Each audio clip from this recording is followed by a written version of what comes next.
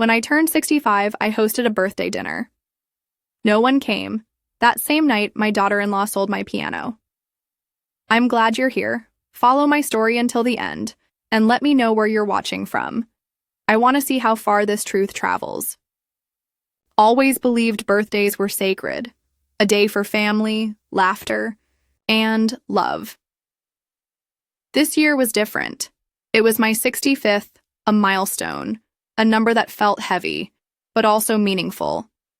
I spent 3 weeks preparing. The dining room smelled of lemon polish. I scrubbed the wood table until it gleamed. Fresh roses stood, proudly in a vase. Soft pink, Robert's favorite. I laid out my best china. 8 place settings. 1 for each person I thought would come. My son, Ethan, his wife, Meadow. Their 2 children, Tommy and Emma, my sister Ruth and her husband Carl, and of course, me. The candles flickered gently. The roast filled the house with warmth. A chocolate cake, 3 layers tall, waited on the counter. I even bought a new dress. Navy blue with pearl buttons, Robert once told me. It makes you look elegant, Loretta. For a moment, I felt young again, like the girl he once loved. At 6 p.m. sharp, I waited. By 6:30, still no one. I checked my phone. No messages, no missed calls, maybe traffic, maybe a mix-up. At 7 now, I called Ethan. Straight to voicemail. I tried Meadows. Phone. No answer. Ruth didn't pick up either. Strange. She always answers by the second ring. I stared at the untouched plates. The roast cooling in the oven. The candles burned halfway down. By 8 Maidao, I knew. They weren't coming.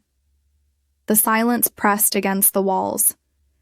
Not peaceful silence, but hollow silence, like the house itself was holding its breath. I sat at the head of the table.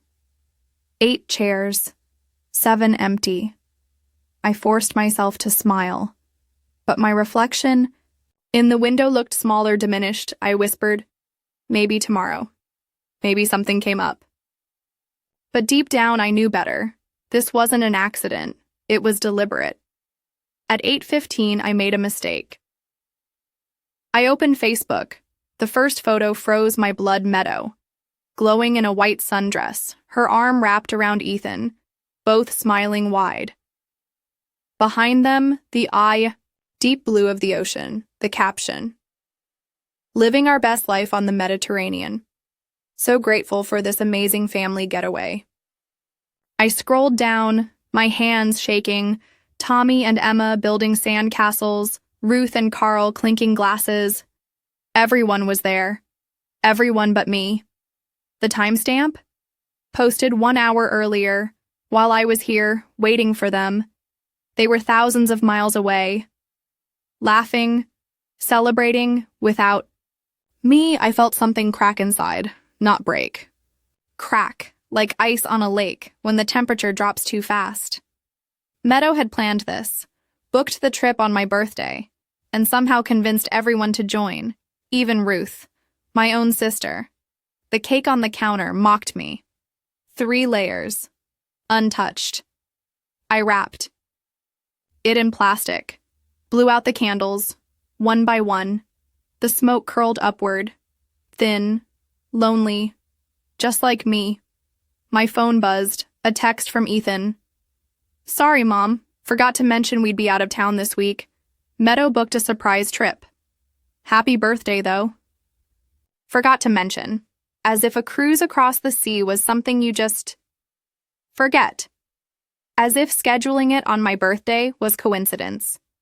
I set the phone down carefully, afraid I might throw it. The roast was cold. The house felt colder. I turned off the oven. Started putting away the good china. Each plate clinked too loudly. Each sound echoed. I glanced at the piano in the corner. A dark walnut, upright. Robert bought it for me on our 10th anniversary. I played it every Christmas. every Sunday morning, even with stiff fingers. I pressed the keys. It wasn't just an instrument, it was part of our life. And tonight, as I packed away the untouched dinner, I didn't know yet that by morning it would be gone. The silence felt endless.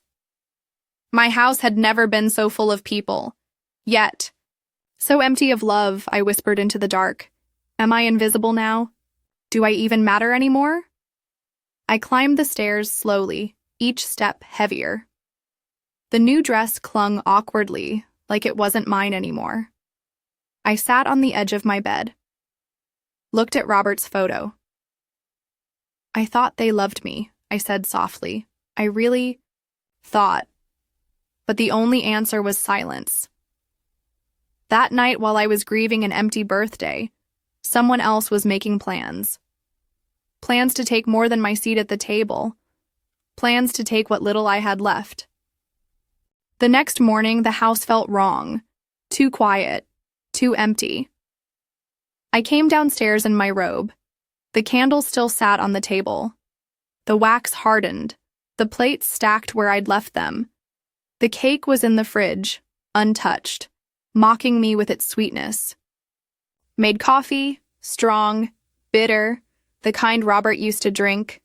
The steam fogged my glasses, but even through the haze, I saw it, the piano, sitting in the corner of the dining room, still, silent. I pressed one key, middle C. The sound rang thin, lonely. It had been my companion for decades, through every season, every holiday. I thought, at least I still have this. But the truth? I was starting to doubt everything. Last night wasn't just a missed party, it was a revelation. As I sipped my coffee, memories came back, like waves, one after another. Tommy's 4th birthday. I'd bought him a toy train set, wrapped it in bright paper, showed up early to the party, but Meadow met me at the door. Oh, Loretta, didn't Ethan tell you? We had to move the party to tomorrow. Something came up. Her smile was soft, too soft. Practiced. I could hear children laughing inside, see balloons through the window. I drove home that night, with the toy train still in my car. Later, Ethan said, Mom, what are you talking about? The party was today. Meadow. Must have mixed up the date. Mixed up. Always a mistake. Always an excuse. Then there was Emma's first day of kindergarten. I asked Meadow 3 times what time they'd go. Oh, super early. Around 7. Probably too early for you. But I showed up anyway, camera in hand. The teacher told me Emma had arrived at 8:30. Normal time. I missed her wave goodbye. Missed her little backpack bouncing into the classroom. Last Christmas. 2 days. Before, Meadow called. Loretta, I hate to say this, but Ethan's been under a lot of stress. We're keeping Christmas dinner small this year, just immediate family. So I ate leftovers alone, watched an old movie. 2 days later, Ruth showed me photos online. They'd had a huge Christmas party. 20 people, neighbors, college friends. Everyone, except me. Piece by piece, the puzzle was coming together. It wasn't coincidence. It wasn't forgetfulness. It was deliberate, systematic. I stared at the piano again, the polished wood, the ivory keys worn smooth. Robert gave it to me on our 10th anniversary. He said, "Music will always keep us young, Loretta." I played it the day Ethan graduated, the day Tommy was born, every Christmas morning. It was more than wooden strings. It was my life. That afternoon, as I sat in the living room, I heard something outside, a truck engine, a heavy thud. I looked through the blinds. 2 men in uniforms, loading something onto a dolly. My heart skipped. I opened the door. "Excuse me?" "What are you taking?" One of the men wiped his forehead. "The piano, ma'am. Buyer already paid. We're here for pickup." I froze. "The piano? My piano? No, that belongs to me. The man frowned. Ma'am, the paperwork's all in order. Signed. This morning. He held out a clipboard. My name, my address.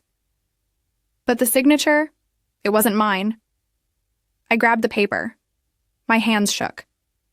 The loops, the slant. It was familiar. Too familiar.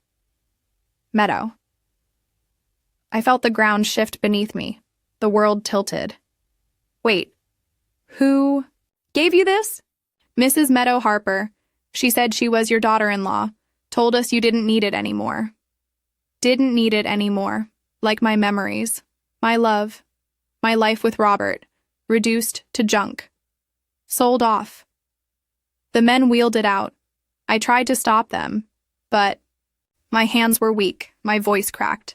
The piano rolled down the steps, into the truck. Gone.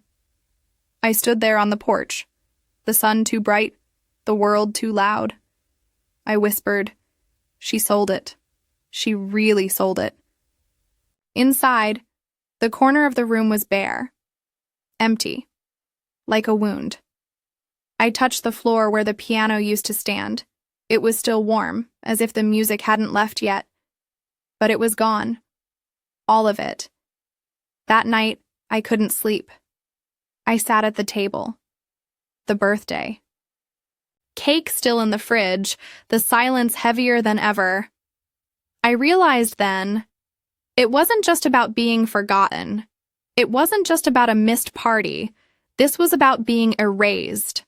Piece by piece, memory by memory. And now, they had taken the piano, the last piece of Robert, the last piece of me. The morning after the piano was taken, I sat at my kitchen table. The coffee grew cold. The silence pressed in. In front of me lay the paperwork. The one the movers handed me, my name, my address, my forged signature, signed in neat loops, but not mine. Meadows. Handwriting. I'd seen it on birthday cards, on grocery lists she left behind. I knew it instantly. For years, I told myself I was imagining things, that maybe Meadow was careless, not cruel. But this was intentional. Calculated. She'd taken the piano, and with it, my memories, my history, my dignity. I thought about Robert, how he'd run his fingers along the keys, how he said, Loretta, music outlives us all. He was wrong, because yesterday, music was rolled onto a truck, strapped down, driven away. I pressed my hands flat on the table, my palms sweaty, my chest tight. I whispered, not anymore. I won't ignore it anymore. I opened the hall closet, pulled out a dusty box. Inside were folders, bank statements, receipts, canceled checks. For years, I had written checks to Ethan and Meadow. It started small, a kitchen remodel, just $20,000. Then tuition help, then a vacation. I kept every record, neatly filed, like Robert taught me. I spread the papers across the table, the numbers blurred together, tens of thousands, hundreds of thousands. Over 3 years, I had given them nearly $250,000, all. Under the belief I was helping family. But was I helping, or was I being drained? I remembered the first time. 6 months after Robert's funeral, Ethan invited me to dinner. Rare, unexpected. He poured my wine. Meadow smiled too sweetly. Mom, we've been thinking about remodeling the kitchen. Nothing big, just appliances, counters. Of course, I said. Sounds lovely. Then came the pause, the expectant look. Are you asking me for money? Not asking, Ethan said quickly. It's just, Dad left you comfortable. We thought maybe you'd want to help out. I wrote the check that night. Looking back, that was the beginning. And now here I was. 3 years later. No piano, no birthday dinner, no family, just receipts and silence. My phone buzzed. A text from Meadow. Hope you're doing okay. We'll stop by sometime soon. Take care of yourself, Loretta. Take care of yourself. After selling my piano, after erasing me from my own birthday. My hands shook so badly I nearly dropped the phone. I took a deep breath, opened my desk drawer, pulled out a notepad. At the top I wrote, what they've taken, my birthdays, my Christmases, my place in the family, my piano. I stared at the list, felt my chest tighten, then added, my dignity. The afternoon sun streamed through the curtains. Dust motes floated in the light. I stood, looked around my living room, every photo, every decoration, every item. Was I safe from them, or would they take it all, piece by piece, until nothing of me remained?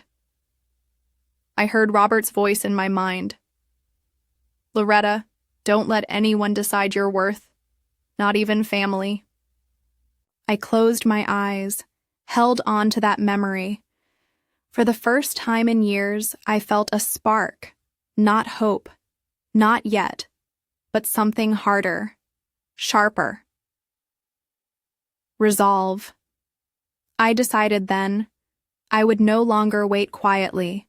I would no longer sit in silence. If Meadow could forge my name once, she could do it again. With the house, with the savings, with everything. I had to act. That evening, I called Ruth, straight to voicemail. I tried Carl's number. No answer. I thought about the cruise photos, the way Ruth laughed with a cocktail in hand, how she'd known it was my birthday, yet boarded that ship.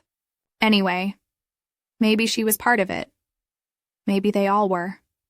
I sat on the edge of my bed. The house creaked. The wind rattled the shutters. I held the fake paperwork in my hand, ran my fingers over the false signature. I whispered, "This is proof. This is the first crack. I just need more." That night, I didn't sleep. I went through every drawer, every file, every old envelope Robert left, looking for something, anything. And then, in the bottom of a folder marked insurance, I found an envelope, sealed, yellowed with time. On the front, in Robert's handwriting, for Loretta, only if necessary. My breath caught. I slid a finger under the flap, pulled out the letter. Inside was a document, a will codicil, an amendment. My eyes scanned the words. Any descendant who humiliates or defrauds Loretta Harper will be disinherited. My heart pounded. The ink blurred. Robert had known. He'd prepared for this. I pressed the paper to my chest. Tears blurred my vision. For the first time in years, I didn't feel powerless. I felt protected, armed. The battle hadn't begun yet. But when it did, I would not be empty-handed. The next Sunday, I heard a knock at my door. I froze. For a moment, I thought about pretending I wasn't home. But the knock came again, sharp, insistent. I opened it. Ethan and Meadow stood there, both smiling too wide. "Hi, Mom," Ethan said. "Thought we'd stop by." I stepped aside. "Come in." Their perfume and cologne filled the house, too strong, too polished. Meadow's eyes scanned the room, quick, calculating. Her smile never reached her eyes. We sat in the living room. The empty corner where the piano had stood seemed to glow. I saw Meadow glance at it just for a second. Then she looked away. Ethan cleared his throat. "So, Mom, we were thinking, this house must feel awfully big now." There it was, the opening move. I forced a smile. "I manage fine. Your father and I built this place together. Every corner means something to me." Meadow leaned forward. "Oh, Loretta, we just worry about you, all alone here. Wouldn't it be easier? In a nice community? Activities, friends your age. Friends my age." The word stung. I pictured Robert at the dining table, Ruth laughing in the backyard, Ethan playing catch as a boy. This wasn't just a house, it was my life. I folded my hands. Thank you for your concern, but I'm fine, truly. The room went still. Ethan shifted uncomfortably. Meadow's smile tightened. She wasn't used to hearing no. Ethan tried again. Mom, think about the upkeep, the costs, the property taxes. Your father handled all that, I cut in, and he taught me well. I let the words hang. For the first time, Ethan looked uncertain. Meadow reached into her purse, pulled out a folder. We've actually been helping you already. Paying some bills, handling details you might have missed. Here's the paperwork, Obra. Slid it across the table. I didn't touch it, didn't even glance down. Instead, I looked her straight in the eye. That's funny, I said quietly, because I've been keeping my own records. Every check, every receipt, every signature. Her smile faltered. Just for a heartbeat. Then it returned. Tighter. Oh, Loretta, no need to be so suspicious. We're family. Family. The word tasted sour. Ethan rubbed the back of his neck. Mom, don't make this difficult. We're just trying to help. I leaned back, my voice steady. Help? Is that what you call forging my name? The silence cracked, like a plate dropped on tile. Ethan blinked. What are you talking about? Meadow's fingers clenched her purse, her nails white at the tips. I stood, walked to the cabinet, pulled out the paperwork the movers left, set it gently on the table. My piano, I said, sold, with a signature that isn't mine. Ethan picked it up, his face drained of color. Mom, I don't understand. Meadow cut in quickly. Oh, come on. It must have been a mistake. Some clerical error. Her voice was too fast, too bright. I tilted my head. Funny, because the loops in that signature look exactly like yours, Meadow. The words hung heavy. For the first time, Meadow didn't speak. Ethan stared at her, then at me. Confusion flickered in his eyes. Suspicion. Meadow. Did you... She jumped in. Don't be ridiculous. Your mother's tired. She's been under stress. She probably signed something and forgot. I stepped closer. No. I never forget my name, or my piano.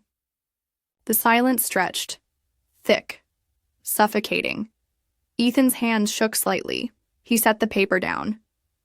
Maybe we should go, he muttered. Meadow nodded quickly. Yes, we'll talk later.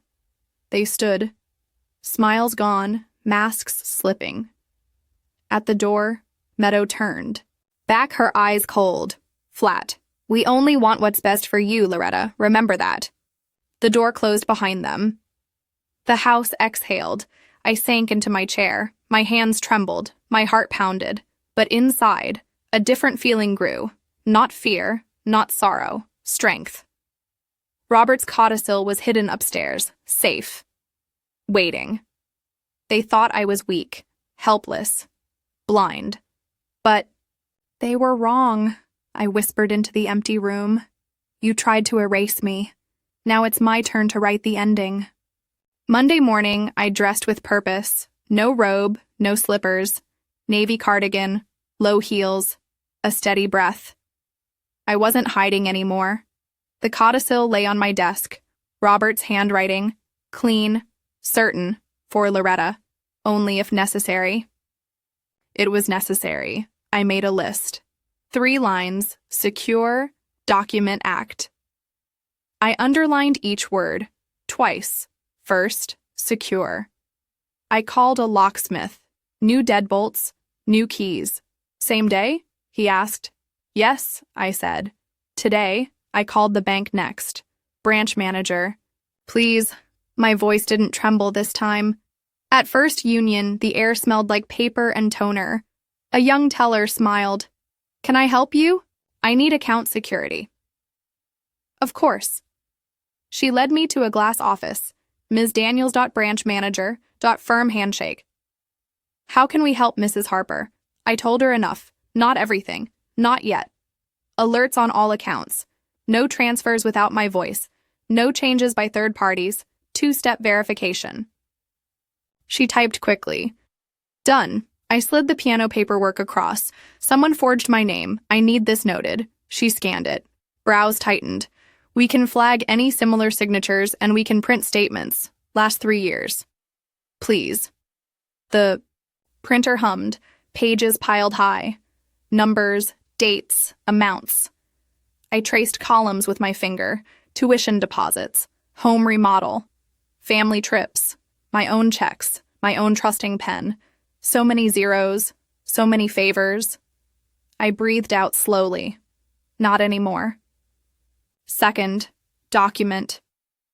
Back home, I opened the mover's receipt again. A company name, a phone number, I dialed. Harbor Hall and Restore. How can we help? This is Loretta Harper. You removed a walnut upright piano. A pause. I could hear typing. Yes, ma'am. Pickup yesterday. Delivery to a resale shop. Which one?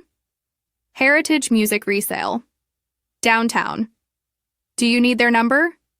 I do, I called immediately. Heritage Music Resale. A bell rang in the background. Someone tuning a guitar. This is Loretta Harper. A piano was sold under my name. Sold to us, ma'am. Bill of sales on file. I'd like a copy. A pause again. Cautious. We'll need ID. Can you come in? I'm on my way. Parking was tight. The storefront window held rows of polished instruments. A young man at the counter looked up. Welcome. I set down the mover's slip. My piano. He read, nodded. Right, we have it in the back. He lowered his voice. We were told you approved the sale. I didn't. His posture shifted. Concern. Let me get my manager.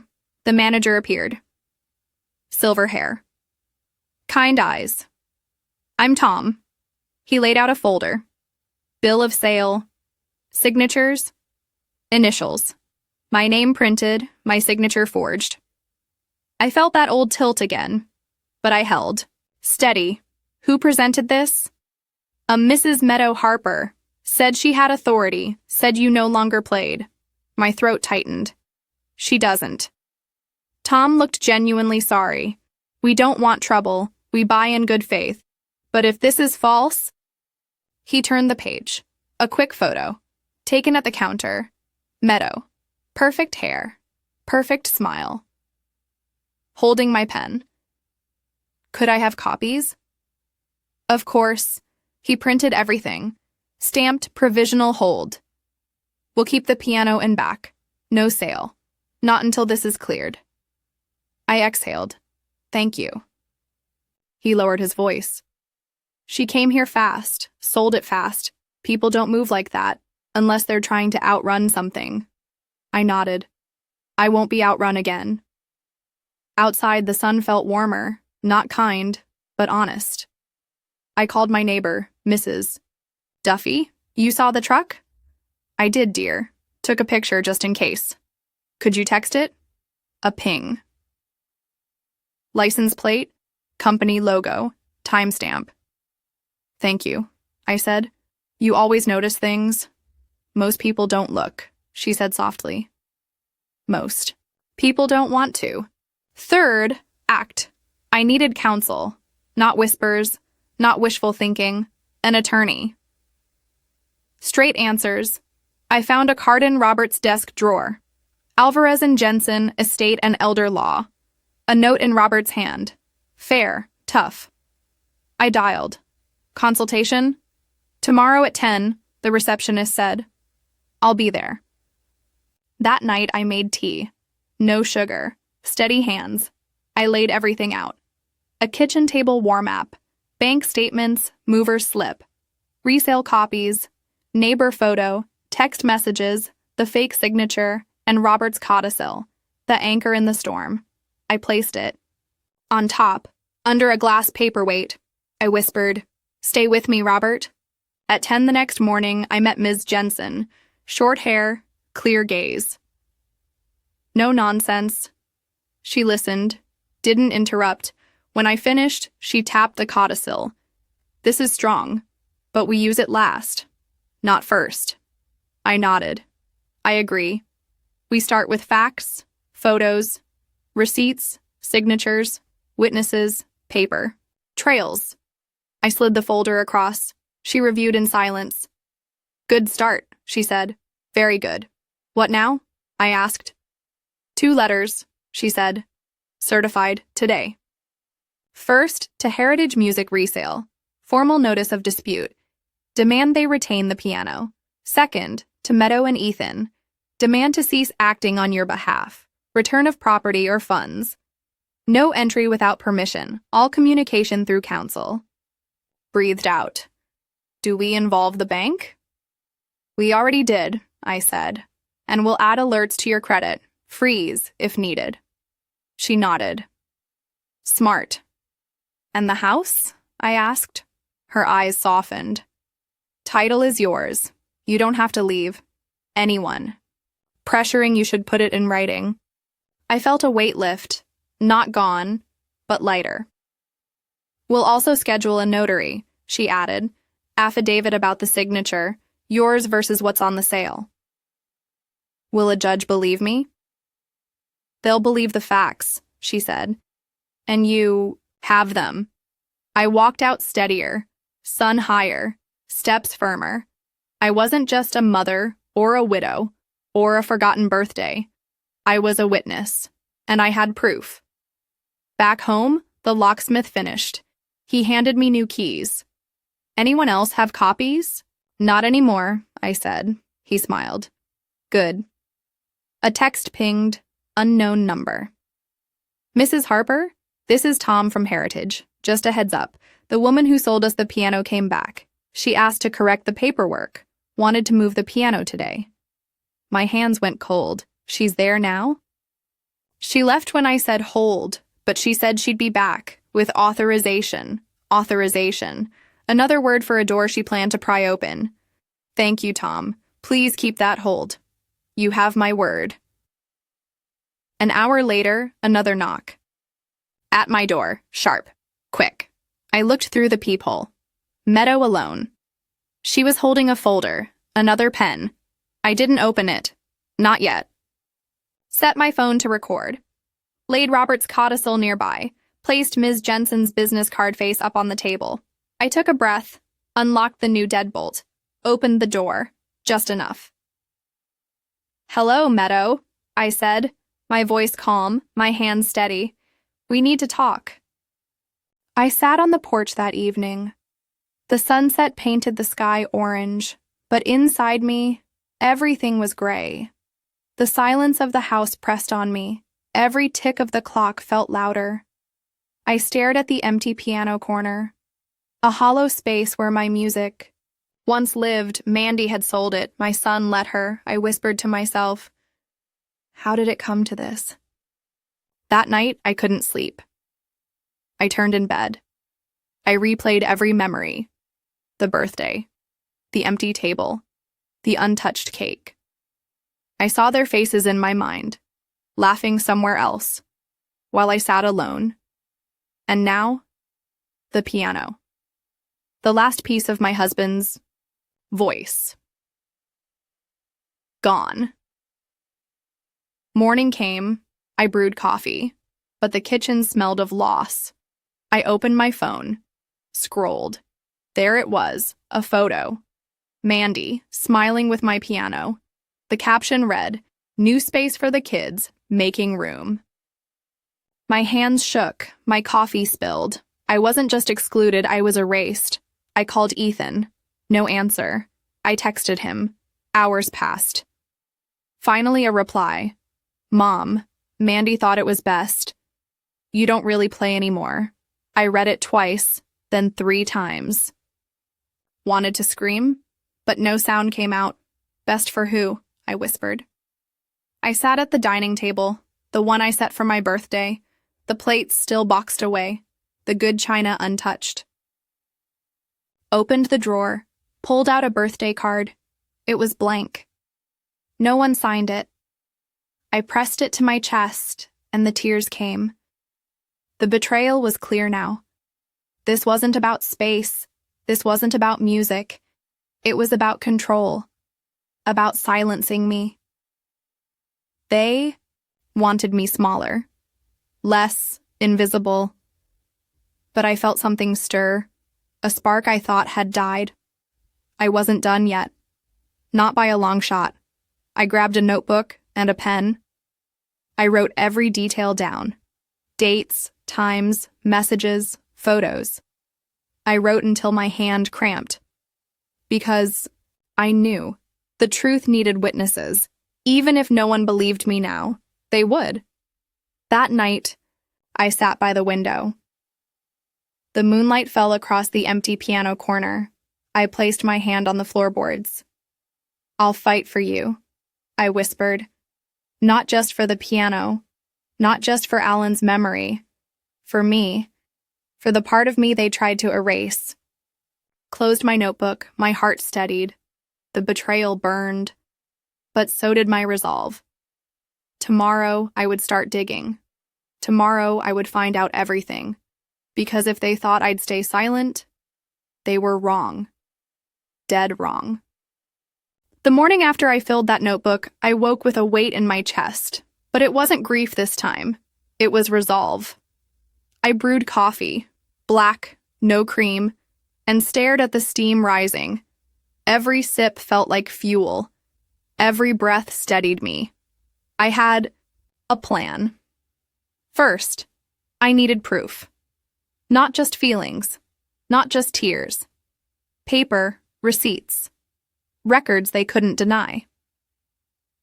I opened the shoebox Robert used to keep.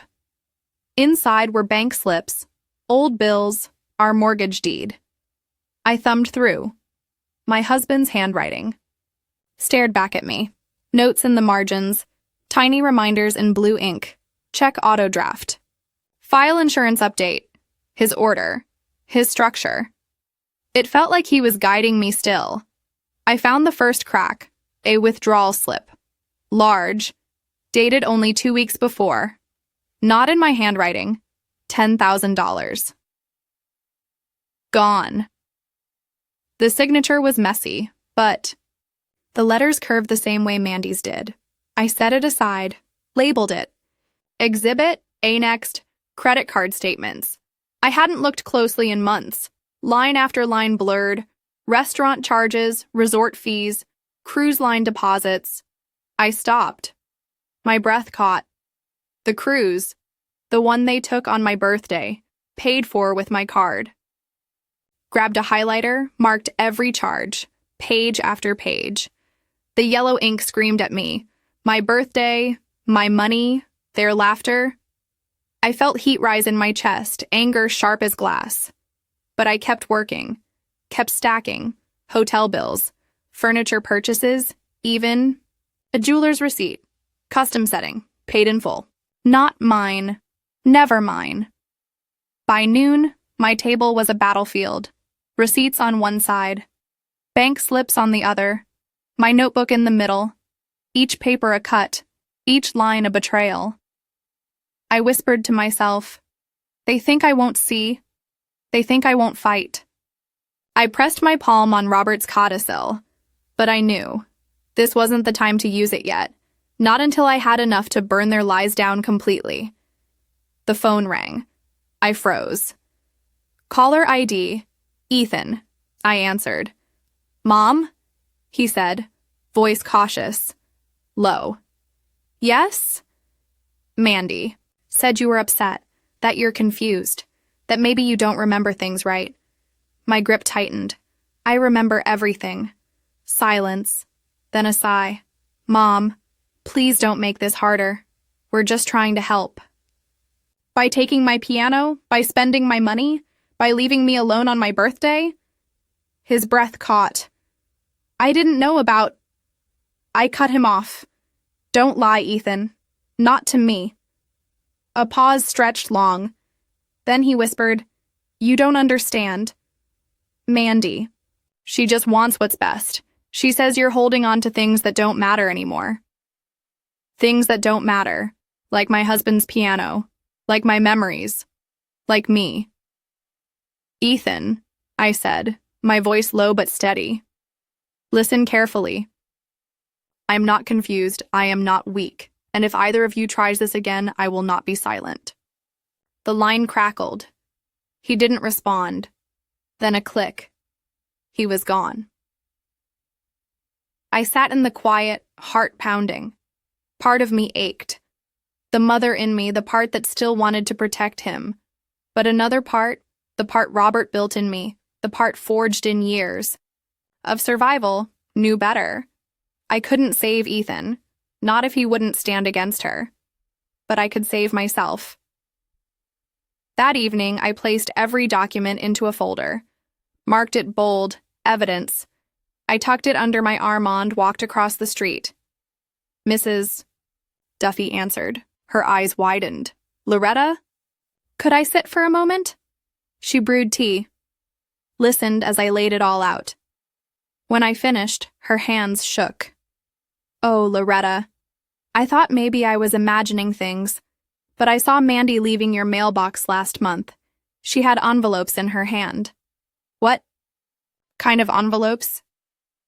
White ones. Bank envelopes. She shoved them into her purse when she saw me. My breath stilled. The puzzle sharpened. Withdrawals, statements, signatures. Mandy wasn't just meddling. She was siphoning, stealing, piece by piece, until there was nothing left. I squeezed Mrs. Duffy's hand.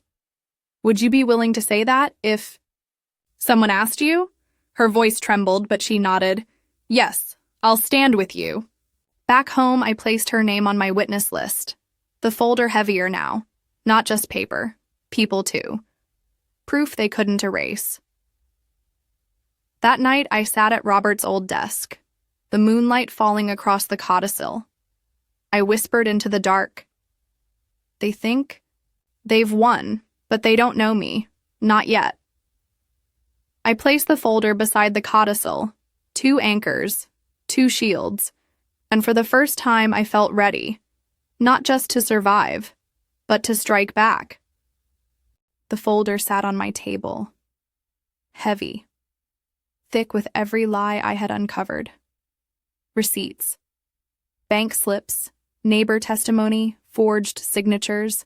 Each page was a weapon, and I was done hiding them. Sunday morning, church bells rang across town.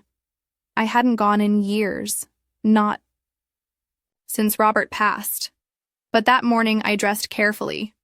Gray wool coat, pearl earrings, hair pinned back the way Robert liked.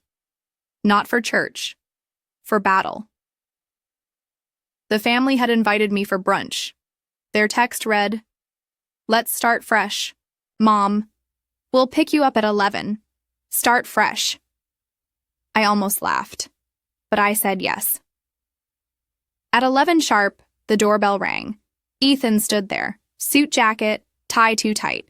He avoided my eyes. Behind him, Mandy. Polished. Perfect. Her smile sweet as honey. Her eyes cold as stone. "Loretta," she said brightly. "So glad you're coming with us." I locked the door behind me. The new deadbolt clicked sharp. She noticed. Her smile flickered. The drive was silent. Ethan drummed his fingers on the wheel. Mandy scrolled her phone. I sat in the back, my folder on my lap. Every bump in the road reminded me of the weight I carried. At the restaurant, a round table waited. Tommy and Emma sat already, swinging their legs, their laughter soft, innocent. My heart clenched. None of this was their fault. We ordered pancakes for the kids, omelets for the adults. Mandy poured syrup, smiled like nothing was wrong. Then she cleared her throat. "Loretta, Ethan, and I have been talking. We think it's time you considered a smaller place, closer to town. Somewhere. Easier to manage." There it was again. The push, the plan. I placed my fork down. "Interesting," I said. Because I've been doing some thinking, too. Mandy tilted her head. Oh? I opened the folder. Slowly. Deliberately. I pulled out the first page. The withdrawal. Slip. I slid it across the table, toward Ethan. Do you recognize this? He frowned. Mom, It's a withdrawal. From my account. $10,000, signed by someone else. Mandy's hand shot out, snatched the page. Oh, Loretta, you must be mistaken. Banks make errors all the time. I pulled another page. The cruise charges highlighted in yellow. Errors? Did the bank also pay for your cruise? On my birthday? With my card? The kid's forks froze midair. Ethan's face paled. I didn't stop. Page after page. Hotel bills. Jewelers. Receipt, mover's slip. Photo from the resale shop, all spread across the white tablecloth like bloodstains no one could wash out. Other diners glanced over. Whispers started, the air thick with attention. Ethan's hands trembled. Mom, please, Cut him off. No, you will listen. This is theft. This is betrayal, and I have every page to prove it. Mandy's mask cracked, her smile vanished, her voice sharp as glass. You don't understand. You don't need these things anymore. You can't manage your own life. We're just taking care of it for you. The words rang in my chest. Taking care. By erasing me. I leaned forward, my voice low. Steady. You forged my name, you stole my piano, you drained my accounts. That is not care, that is control. Silence. Only the sound of a fork clinking against a plate. Ethan's eyes darted between us. Loretta, maybe we can talk later. Privately. No, I said. We will not bury this in whispers. Not anymore. I pulled out the final page. Roberts. Codicil. I laid it flat in the center of the table, my finger tapping his handwriting. This protects me. This protects the house. This protects what's left of my life. And if either of you try again, every lawyer in this town will know exactly what you've done. Gasps rose from the table behind us. I didn't care. Mandy's lips pressed thin, her eyes like knives. But she said nothing. Ethan lowered his gaze, shame heavy on his shoulders. The waitress approached, awkward smile. Is everything all right here? I gathered the papers, slid them back into the folder. Yes, I said. Everything is finally clear. We finished in silence. The children confused, the adults broken.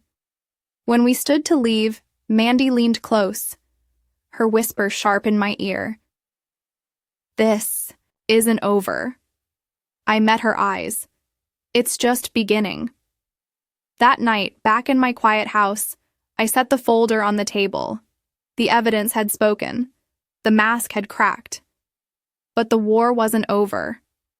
I could feel it in my bones. The storm was coming. And this time I was ready. The folder stayed on my kitchen table for 3 days. Every time I walked by, I touched it. Every page inside was a reminder. I wasn't imagining things. I wasn't losing my memory. I was being erased, one signature at a time. And now, after brunch, after laying the truth bare, the air between us had changed. No polite masks, no fake sweetness, just silence. The silence before a storm. It came on Wednesday. Knock at the door, not polite this time, loud, hard. I peered through the peephole. Mandy, a clipboard in one hand, a man in a suit beside her, not Ethan, someone older.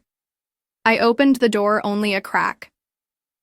Loretta, Mandy said, voice sharp but coated in sugar. This is Mr. Nolan. He's here to discuss options for your property. Property, not home, not house. Property. I kept the chain locked. What property? Yours, she said simply. The house. The land. It's too much for you. We're just trying to help move things along.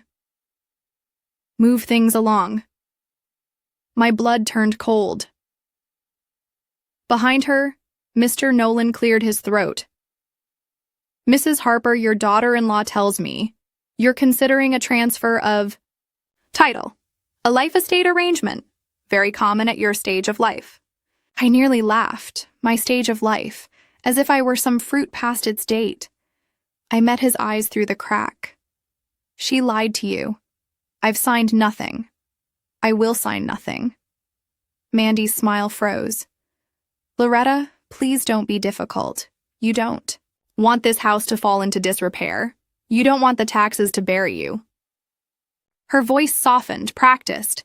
This is for everyone's good. I closed the door. The chain clinked. Her voice sharpened through the wood. You can't keep this place forever. You can't stop what's coming.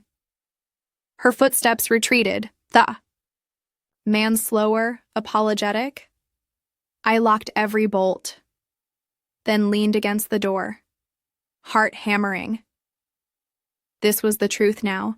It was never about the piano, never about the birthday. It was about the house, the inheritance. The last thing Robert and I built together. That night, I dug through Robert's files again, and I found it. The deed, the mortgage release, his note in the margin. Paid in full, 2008. I ran my fingers over the ink. A house bought, a life paid for. And now they wanted to strip it from me. I called Ms. Jensen first thing in the morning, told her everything. Her voice was steady. This is elder coercion, and now they're escalating. We'll respond in kind. She drafted a letter that same day. Formal, unyielding. Any further attempt to manipulate Mrs. Harper into signing away property rights will be considered harassment and fraud. Reading the words steadied me. This was no longer just my fight. It was written. It was real, but Mandy didn't stop. She never did. 2 days later, Ethan called, his voice tired, low. Mom, can we talk? Just us? I hesitated, but I said yes. We met at the park, the same park where he played ball as a boy. I sat on a bench under the oak tree. He walked up slowly, hands shoved deep in his pockets. Mom, he began, I don't know what Mandy told you, but this house, it's too much. She thinks selling it is the only way. I stared at him. Do you? His shoulders sagged. I don't know anymore, I pressed. Ethan, look at me. Is this what you want, or is this what she wants? His jaw tightened. His silence answered. I leaned forward. You're my son. I carried you. I fed you. I gave you this life. And now you stand by while she strips it from me? His eyes glistened. But he didn't speak. In that silence, I felt the truth harden inside me. Ethan was gone. The boy I raised had slipped away, swallowed by Mandy's shadow. I stood, then listened carefully. I will not leave my home. I will not sign my name away, and if you keep standing behind her, you'll lose me forever. His lips parted as if to protest, but no words came. I walked away, my footsteps heavy on the path, each one a severing. That evening, a letter slid under my door. Unmarked envelope. Inside, a typed sheet. Notice of transfer proposal. Property subject. To pending agreement. No signatures. No seals. A warning or a threat. I burned it in the sink, watched the ash swirl. Later that night, a crash outside. I rushed to the porch, a brick, thrown against the step, wrapped in paper. I unwrapped it. 4 words, scrawled in ink. You can't stop us. I sat on the porch. The night pressing in. The cicadas loud in the dark. For the first time, fear touched me. Not for my things. Not for the house. For my safety. For my life. But then I looked at the window. the warm glow spilling from inside. My home, my life, my proof, and I swore they would not take it from me, not while I breathed. The brick still sat on my porch the next morning. I left it there, not because I was afraid to touch it, but because it reminded me of the truth. This wasn't about piano keys. This wasn't about birthdays. This was war. And the battlefield was my own home. Ms. Jensen called at 8 sharp. Loretta, we're filing a protective petition, but I need you here today. I gathered the folder, the codicil, the neighbor's photo, every receipt, every highlighted charge. I slid them into a tote bag, clutched it against my chest-like armor. At her office, I laid it all out on her desk. She flipped through quickly, her lips pressing thin. You've built a strong case, she said. And the brick. We'll add that to the record. I nodded.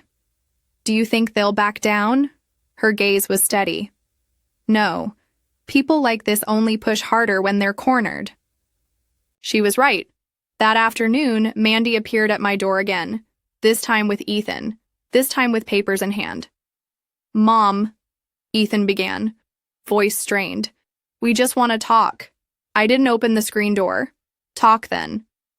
Mandy held up the papers, durable power of attorney. Simple, it makes things easier for everyone. My stomach turned. Easier for who? I asked. For you, she said smoothly. No more banking stress. No more bills. We'll handle everything. Her smile was polished, but her eyes were hungry. I shook my head. No. Ethan stepped forward. Mom, please, don't make this harder than it has to be. Something in his voice, not pleading, warning. I lifted my phone. Hit record. I'm not confused, I said clearly. I will not sign away my rights. I will not give you my home. Mandy's smile dropped. Her voice sharpened. You don't understand. What's at stake? You'll lose everything anyway. You might as well let us handle it. Her words captured on tape. I kept my tone steady. If you try again, this recording goes to my lawyer and to the police. Their faces shifted. Shock. Then, fury, Mandy hissed through her teeth. You think anyone will believe you? An old woman? Against us? I held up the phone. They'll believe your voice. They left without another word. Their car tires screeched down the street. I sat down on the porch, heart pounding. But I smiled, for the first time in weeks. Because now I had everything. The receipts, the signatures, the threats, and their voices. All of it. Unshakable. The hearing came faster than I expected. Ms. Jensen moved quickly. Protective petition granted. Emergency injunction filed. We walked into the courthouse on a gray Tuesday morning, the air heavy with rain. Inside, the wood-paneled room smelled of dust and ink. The judge sat high, robes dark as storm clouds. Ethan and Mandy sat across from me, their lawyer beside them, polished, confident. But I had my folder. I had my truth. The proceedings began. Their lawyer spoke first. Your Honor, my clients only seek to protect Mrs. Harper. She's elderly. She's vulnerable. She's making unsafe financial decisions. They merely wish to safeguard her interests. Every word was a dagger, painted as concern, wrapped in lies. Ms. Jensen rose next, calm, sharp. Your Honor, my client is of sound mind. What she suffers from is not confusion, but exploitation. She laid out the receipts, the forged withdrawal, the cruise bill, the jeweler's receipt. Each one slid across the table, a nail in their coffin. Then the audio played. Mandy's voice filled the room. You'll lose everything anyway. You might as well let us handle it. The courtroom went silent. Even the judge's brow lifted. Mandy's face went pale. Ethan's jaw clenched. Finally, Ms. Jensen handed up Robert's codicil, his neat handwriting, his final safeguard. For Loretta. Only if necessary. The judge studied it for a long moment, then looked at me. Mrs. Harper, do you wish to retain full control of your estate? I stood, hand steady on the wood before me. Yes, Your Honor, and I wish to bar anyone, including my son and his wife, from acting in my name without permission. The gavel struck once. Petition granted. Protective order in place. Any further interference will be considered fraud and subject to criminal prosecution. The sound echoed. Final. Certain. Mandy's mouth opened, but no words came. Her lawyer tugged. Her arm. Ethan wouldn't meet my eyes.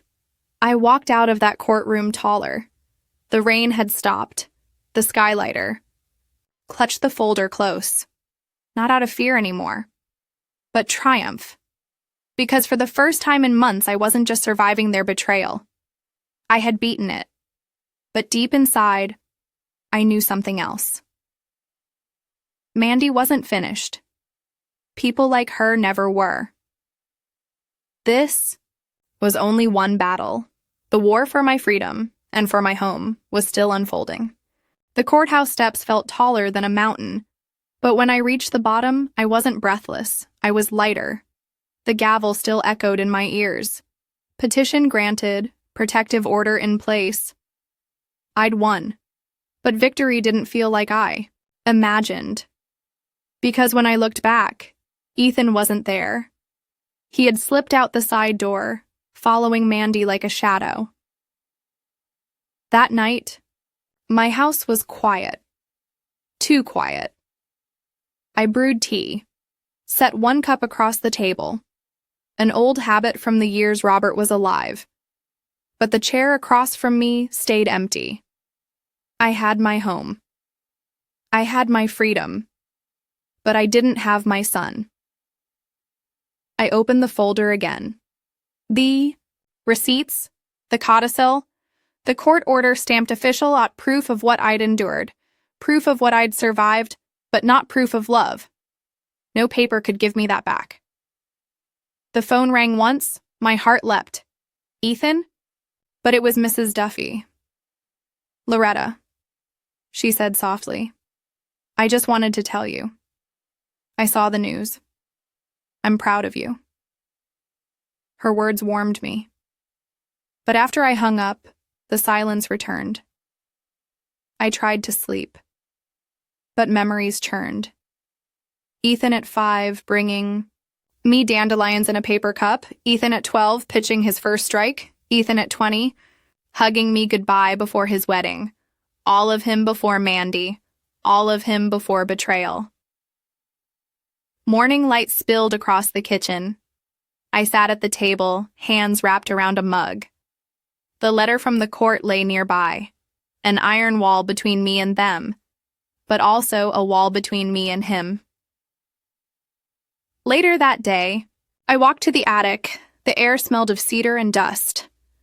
I opened an old trunk.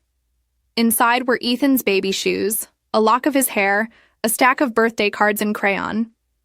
I held one up. To the best mom. Love, Ethan. The paper trembled in my hand. Tears blurred the letters. I whispered into the dust. Where did you go, my boy? For days, I moved like a ghost in my own house. Protected, yes. Safe, yes.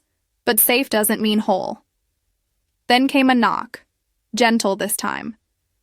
I opened the door. Emma and Tommy stood there, two small figures clutching a paper bag.